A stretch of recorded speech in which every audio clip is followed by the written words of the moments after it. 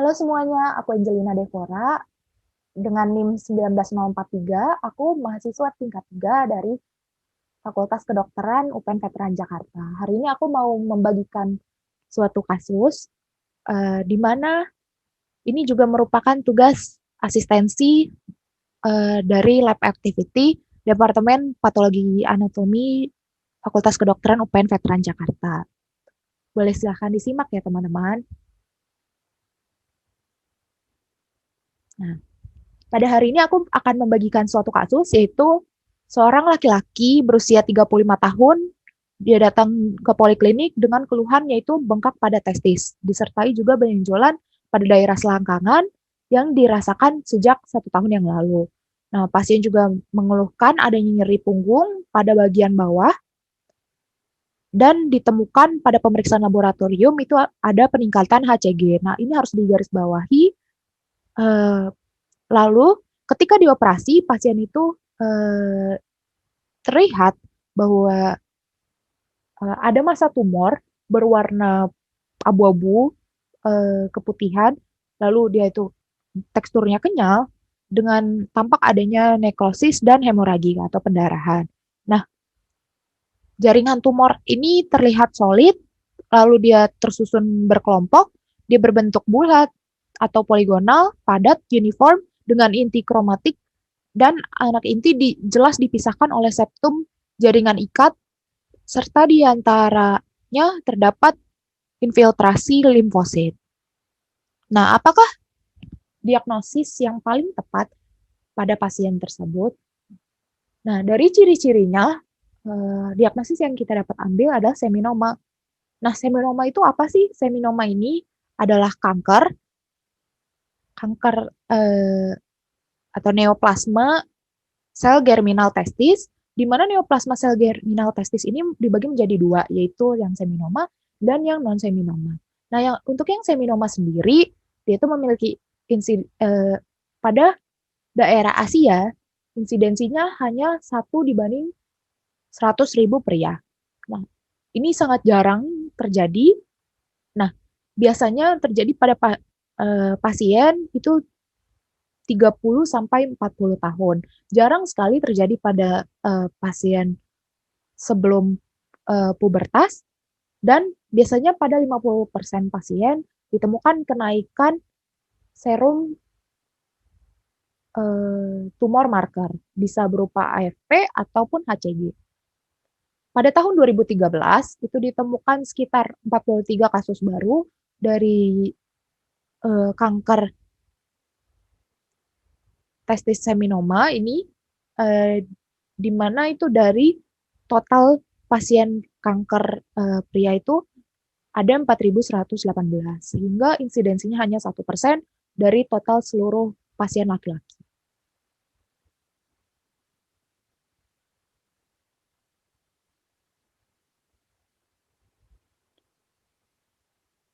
Nah, untuk patofisiologi atau penyebab dari uh, kanker seminoma ini.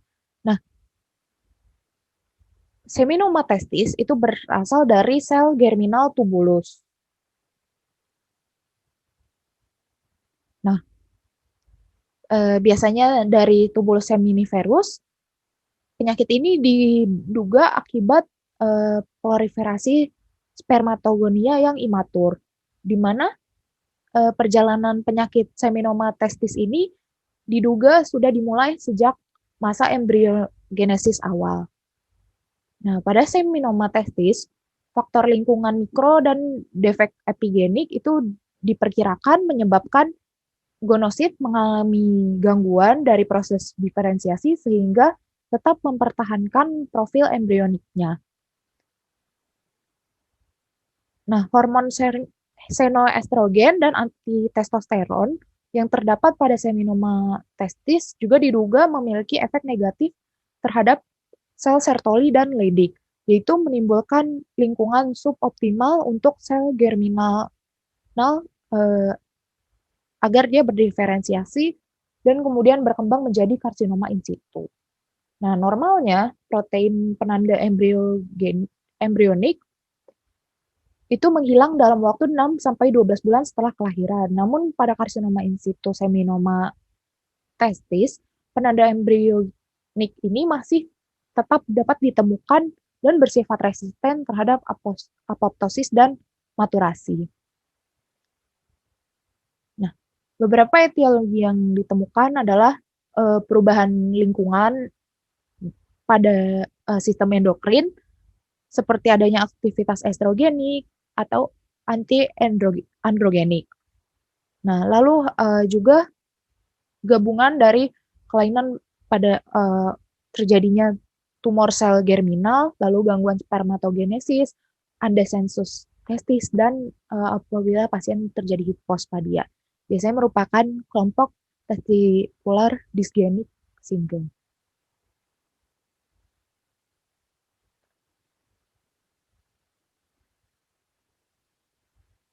Untuk faktor resikonya sendiri, yaitu terjadinya cryptorchidism, di mana seharusnya pada masa embrionik itu testis mengalami penurunan ke skrotum. Namun pada pasien dengan gejala ini, testisnya itu bisa berada dari daerah inguinal sampai ke skrotum. Jadi dia tidak mengalami penurunan ke skrotum. Lalu juga bisa juga jika keluarga pasien itu pernah mengalami kanker testis, lalu pada pasien yang kurang fertil, lalu pada pasien yang testisnya mengalami mikrolithiasis, lalu pada pasien yang pernah mengalami keganasan sebelumnya dan penyakit ini juga bisa diturunkan secara herediter, lalu juga bisa karena adanya trauma pada testis, peningkatan berat badan, lalu apabila mengalami imunosupresi, dan faktor risiko lain pada saat sebelum kelahiran. Nah, biasanya manifestasi klinik yang paling sering pada pasien itu ada teraba massa tanpa ada rasa nyeri, tapi pada beberapa pasien juga mengalami nyeri pada testis. Nah, lalu juga bisa ada manifestasi klinik lain, yaitu seperti massa pada leher, lalu mengalami batuk atau dyspnea, lalu selanjutnya mengalami nausea, vomiting,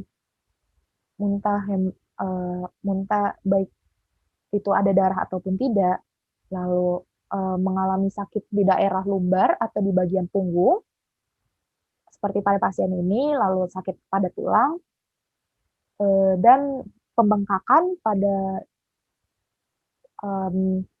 daerah bawah punggung.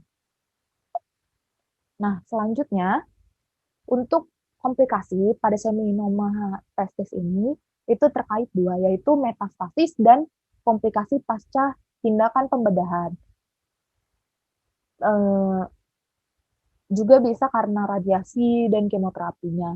Nah, salah satunya yang paling sering dilakukan itu tata laksana itu orchidectomy, di mana ini dapat menimbulkan komplikasi berupa ejakulasi retrograde. Nah, namun jika dilakukan tindakan tersebut, pada sebagian besar pasien, yaitu pada 85%, itu tidak mengalami infertilitas, melainkan pasien sudah mengalami infertilitas sebelum pasien diagnosis mengalami kanker seminoma ini. Nah, biasanya setelah tindakan ini, jumlah sperma masih dapat meningkat walaupun setelah tindakan orchidectomy radikal. Lalu selanjutnya, komplikasi selanjutnya apabila terjadi metastasis, di mana jika kanker ini ke seluruh tubuh, walaupun resikonya pada pasien seminoma ini sangat kecil, namun bisa menyebabkan kematian apabila terjadi metastasis. Nah, prognosisnya ini ditentukan oleh yaitu komplikasinya itu terjadi atau tidaknya metastasis, di mana pada sebagian besar pasien seminoma testis itu memiliki prognosis yang baik. Nah, untuk karakteristiknya sendiri, seperti yang tadi pada kasus, jadi karakteristik dari seminoma testis ini itu biasanya ditemukan adanya gambaran sel uniform di dalam suatu lobul. Nah, ini eh, nah ini gambaran lobulnya, lalu ada sel-sel yang uniform. Nah, ini biasanya dia itu dipisahkan oleh jaringan ikat fibrosa. Intinya itu dia tuh terlihat. Lalu biasanya terdapat serbukan limfosit di antara sel-sel tumor.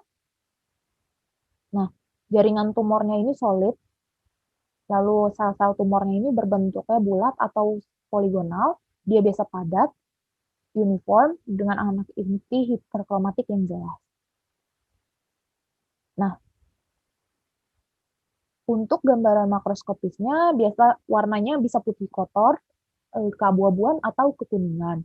Nah, biasanya terlihat lobuler, disertai dengan pendarahan ataupun nekrosis, atau bisa terjadi keduanya. Baik, sekian penjelasan dari saya tentang seminoma testis. Kurang lebihnya mohon maaf. Eh, Terima kasih banyak sudah menyaksikan.